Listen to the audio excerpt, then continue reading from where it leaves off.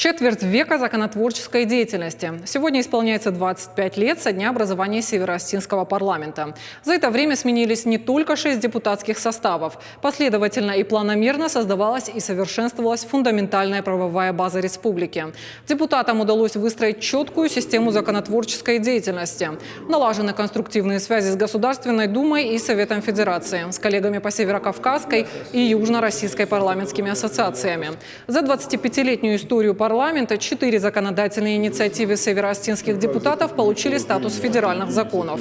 Причем 2 из них за последние 5 лет. В ноябре 2014 года Госдума поддержала изменения в федеральный закон об энергосбережении, а в конце прошлого года федеральный закон о политических партиях. Поздравительный адрес депутатскому корпусу республики направил Вячеслав Битаров.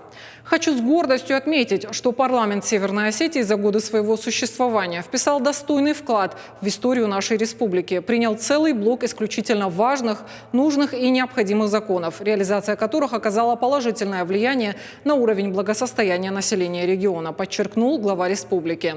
Вячеслав Битаров пожелал депутатам новых успехов в ответственной и важной деятельности, от которой зависит настоящее и будущее Северной Осетии, счастье и благополучие ее многонационального народа.